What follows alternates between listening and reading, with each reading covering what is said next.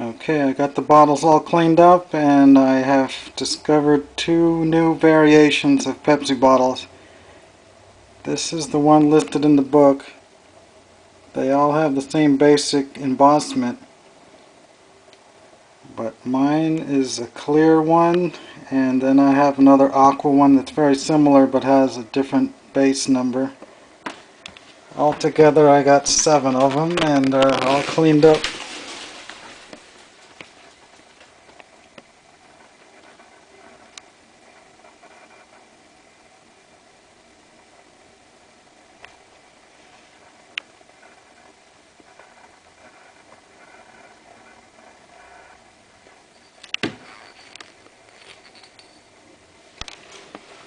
This is what the book says they would have, is a 338,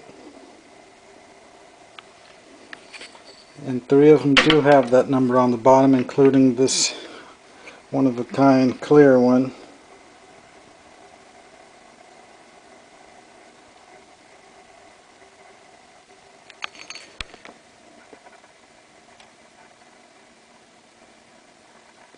And another thing that's nice about these, they actually say the Pepsi Cola bottling works. I don't know of any others that actually have the word works on it. They're generally all gonna say the Pepsi Cola company. And these aqua ones here, they just have a line on the bottom.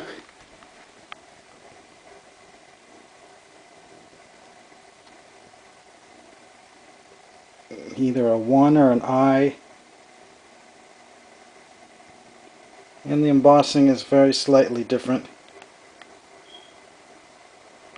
One's a little sharper.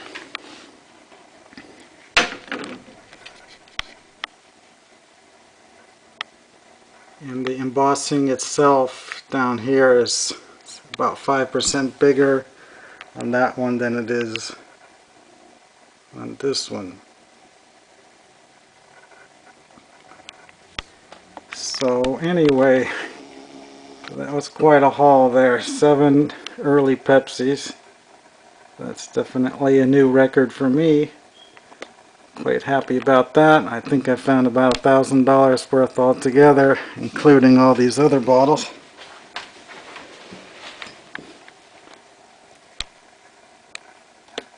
Here's the Punchinello from Goldsboro. Nice strong sharp embossing on that one.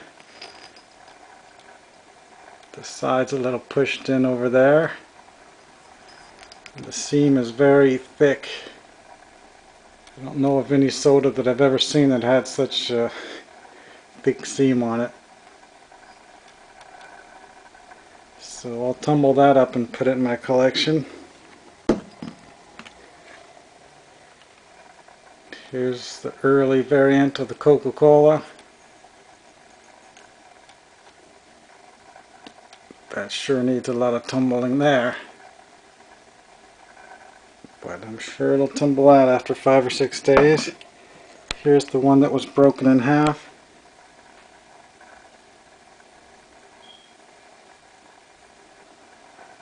Glued it back together. That one's blown in the mold, so that would be the second variant. And then I have a third variant that's similar to this, that's machine made.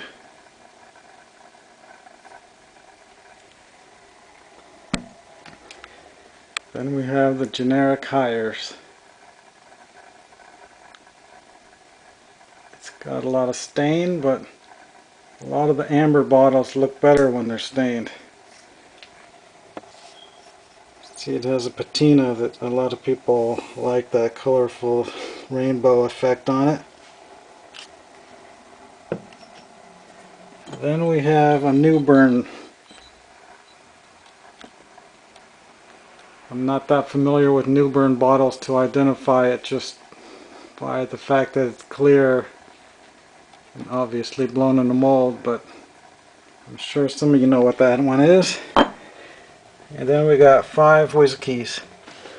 All very common, I'm sure. I've seen plenty of these around.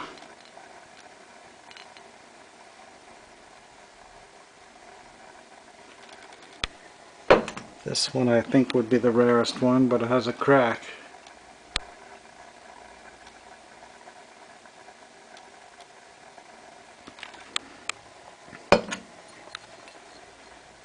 These I've seen around. Probably a $6 bottle. Here's the same company, embossed differently. And then we have this Virginia Distilling Corporation.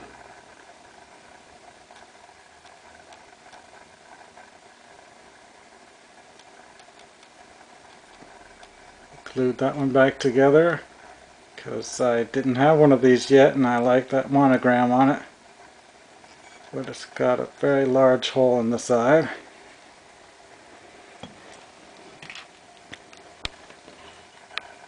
And then the Kinston Hutchison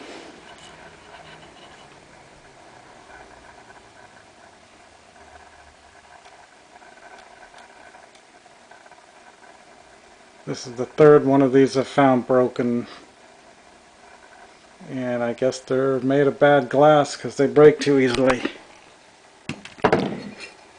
Here's the patent medicine that I couldn't read before. Cherry glycerin. It's from Baltimore. It's some strange embossing. Almost looks like it's melted because it's so strangely bent. I don't know, that looks a lot older though. That looks like an 1890s type of bottle, and everything else was after 1905. And we got Hamlin's Wizard Oil. Fairly common, but it's a nice, clean, sharp embossing. And then for the milk bottle,